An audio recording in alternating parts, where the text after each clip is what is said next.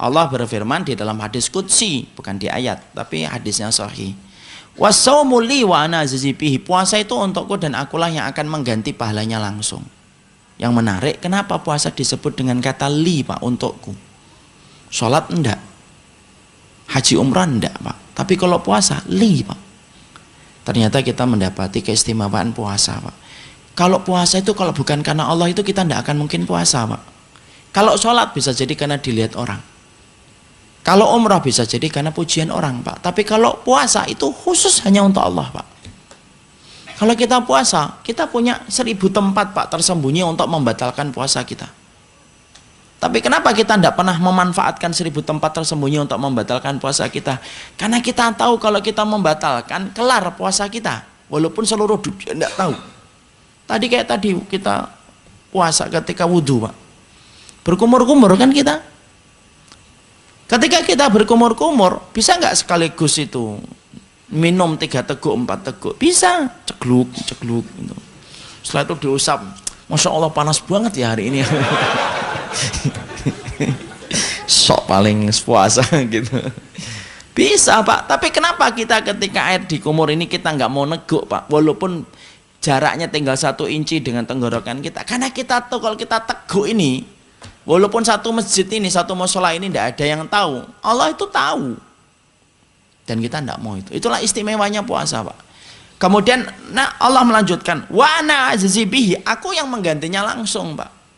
Dan ketika Allah mengganti pahala amalan langsung itu, saking istimewanya, maaf, Allah tidak pernah melipat gandakan dan memberitahu berapa kelipatan yang Allah berikan kepada orang yang beramal di bulan Ramadan. Bapak kalau sedekah 700 kali lipat, Pak, di luar bulan Ramadan. Kalau Bapak kemudian baca Quran, 1 hurufnya berapa? 10 kebaikan, itu di luar bulan Ramadan. Kalau Bapak sholat syuruk, berapa kita mendapatkan pahala? Sebagaimana pahala umrah, haji, itu di luar bulan Ramadan. Kalau di bulan Ramadan berapa, Ustaz? Saya tidak tahu. Karena Allah merahasiakan, Pak. Kenapa kok dirahasiakan, Ustaz? Sebagaimana Allah merahasiakan pahala orang yang sabar dan pahala orang yang memaafkan. Saking gedenya, Pak. Allah rahasiakan itu. Padahal amalan jihad aja Allah kasih tahu, Pak. Berapa amalan jihad itu? 72 bidadari akan dinikahkan sama orang yang mati syahid di jalan Allah. Tapi kalau orang Ramadan itu tidak Allah sampaikan, Pak. Allah cuma ceritakan ana yang menggantinya langsung. Kenapa amalan Ramadan itu dirahasiakan oleh Allah? Karena pengen jadi surprise bagi hambanya. Bapak tidak pernah dapatkan 1 bulan yang paling Allah cintai sebagaimana kecintaan Allah di bulan Ramadan. Sama kayak historinya tanggal 17 Agustus bagi negara kita, Pak. 17 Agustus itu saking sejarahnya itu luar biasa bagi negara kita. Remisi itu diberikan gede-gedean pada narapidana kalau di 17 Agustus. Sampai perlombaan-perlombaan yang tidak penting aja dikerjakan tanggal 17 Agustus itu. Itu saking historinya tanggal 17 Agustus, Pak. Sama dengan Ramadan, Pak. Ramadan itu historinya luar biasa. Makanya Bapak dan Bapak ini kalau nanya sama saya, apa bulan yang paling mendekati bulan Ramadan, Ustaz? Keutamaannya yang tinggal dikit menyamai Ramadan ada 2, Pak. Dzulhijjah dan Muharram. Dzulhijjah itu bulannya Nabi Ibrahim, Muharram itu identik dengan bulannya Nabi Musa. Karena Nabi Musa diselamatkan dari Fir'aun, bulan Muharram. Dzulhijjah, penyembelihan Ismail dilakukan oleh Ibrahim, itu Dzulhijjah. Tapi walaupun 2 bulan ini keutamaannya dekat betul dengan Ramadan, itu pun tidak bisa menandingi kekhusyuan dan ketaatan yang kita rasakan nuansanya dan atmosfernya ketika di bulan Ramadan. Bapak pernah dapati di bulan Muharram Bapak siap-siap gitu. Kenapa, Pak? Mau Muharram? Enggak, biasa aja kita. Kalau Ramadan beda, Pak. Saking kemudian Ramadan begitu istimewa di hadapan Allah, neraka ditutup, surga dibuka, setan dibelenggu, sampai kemudian atmosfer ketaatan itu terasa banget kalau di bulan Ramadan. Itulah Ramadan. Makanya sampai Nabi itu mengatakan, dan ini renungan ini paling penting poinnya ketika faman hurrima anil khairi faqad hurrima an kulliha. Siapapun yang diharamkan kebaikan di bulan Ramadan, itu seakan-akan dia diharamkan dari kebaikan, dari seluruh kebaikan di bulan-bulan setelahnya. Maaf kata ya, kalau kita terjemahkan bahasanya Nabi, kalau ente aneh nggak bisa hatam Quran nih di bulan Ramadan, susah membayangkan ente bisa hatam Quran di luar bulan Ramadan. Kenapa? Wong di bulan Ramadan yang bulannya khusyuk dan ketaatan aja ente tidak bisa hatam Quran kok. Aneh, antum tidak bisa disiplin tarawehnya di bulan Ramadan, itu susah membayangkan dia itu akan menjadi orang yang melaksanakan tahajud dan qiyamul lail di luar bulan Ramadan. Kenapa? Wong di bulan Ramadan yang nuansanya khusyuk ketika malam aja itu tidak bisa taraweh kok. Analoginya sederhana Pak, siapapun itu kalau di depan Ka'bah nih mas, kita umroh, sholatnya di depan Ka'bah langsung. Kok di depan Ka'bah kita tidak bisa khusyuk, masih mikirin dosa, masih mikirin maksiat gitu, masih mikirin kemudian uang, materi, meeting, padahal kita di depan Ka'bah lagi sholat. Kira-kira apa evaluasi yang kita katakan untuk diri kita? Loh ente di depan Ka'bah aja tidak khusyuk, terus di mana ente bisa khusyuk? Itu analoginya Pak untuk diri kita masing-masing. Innamal a'malu bil khawatim, seluruh amal itu ditentukan bagaimana penutupnya. Yang paling mendebarkan dari Grand Peak itu bukan putaran yang pertama, tapi yang paling mendebarkan dari Grand Peak itu adalah putaran terakhirnya. Yang paling mendebarkan dari F1 itu bukan putaran yang pertama, tapi putaran terakhirnya. Pacuan kuda yang paling dilihat orang itu putaran terakhirnya.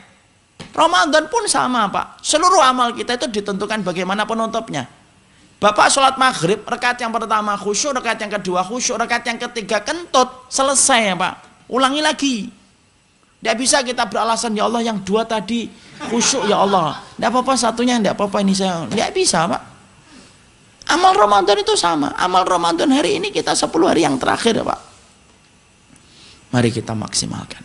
Diperbanyak doa. Yang pertama perbanyak doa semoga Allah terima amal Ramadan kita. Rabbana taqabbal minna innaka antas samiul alim. Kemudian yang ketiga, tolong dijauhi rayap-rayapnya Ramadan. Rayap-rayap Ramadan itu apa saja? Banyak.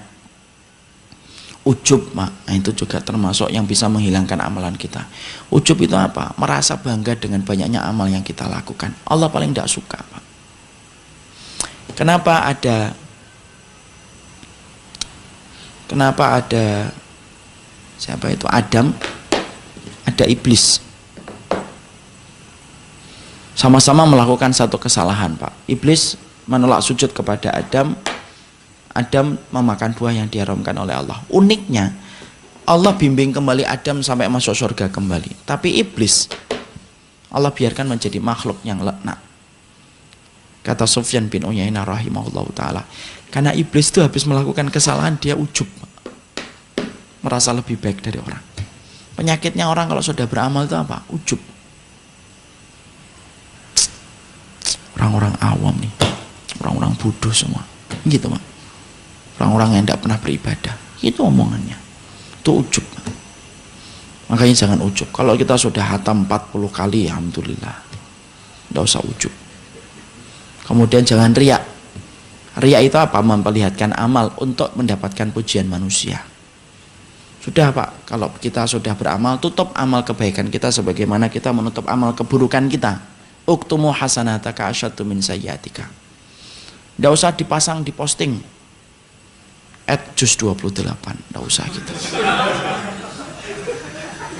Ya, lagi itikaf, syahdunya malam ganjil ini, masya Allah, tidak usah. Tidak usah Pak. Kalau kita mau menutup, itu lebih baik. Allah itu paling senang kalau amal itu limited edition, hanya Allah yang tahu dan hanya Allah yang mengerti. Sembunyikan amal kalau kita bisa sembunyikan. Tapi saya ingatkan, kalau menyembunyikan amal bukan berarti kita boleh mengomentari statusnya orang lain. Karena belum tentu orang yang memperlihatkan ibadahnya itu langsung kita sikapi dengan riya. Karena bisa jadi niatnya bukan untuk mendapatkan pujian, tapi niatnya untuk mendapatkan contoh. Nanti Bapak kalau kemudian sudah menyembunyikan amal, tiba-tiba ada temennya pasang status @juz 29. Alhamdulillah sebentar lagi hatam keempat kalinya. Bapak tidak usah komentar, ya lah riya ini. Tidak usah gitu. Tidak usah gitu Pak. Alhamdulillah ada teman saya yang lebih baik ibadahnya daripada saya. Susah Ustadz, emang susah Pak.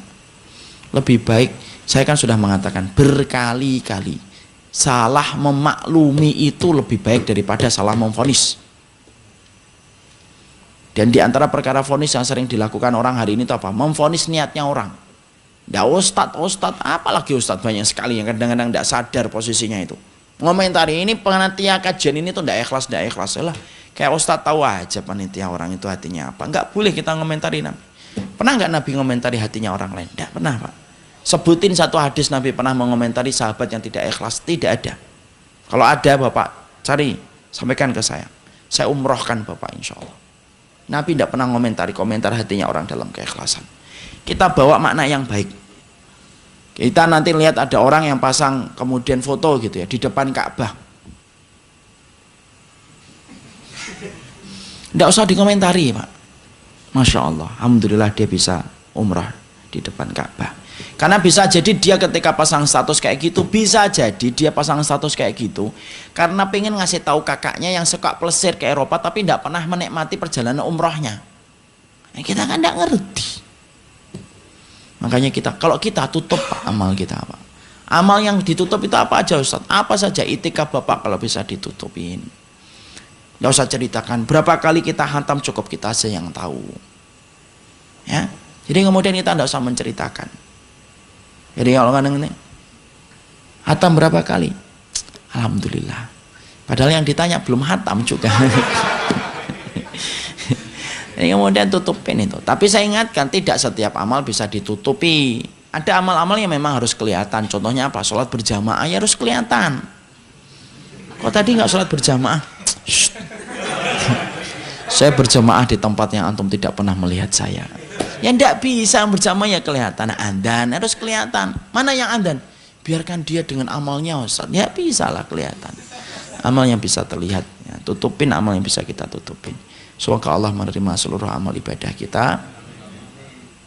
Manfaatkan putaran terakhir ini ibarat putaran Grand Prix yang terakhir. F-win-nya itu terjadi pada 10 hari yang terakhir. Semoga Allah memberkahi, memberikan kebaikan, memberikan keberkahan, dan semoga Allah terima setiap amal yang kita lakukan di bulan Ramadan.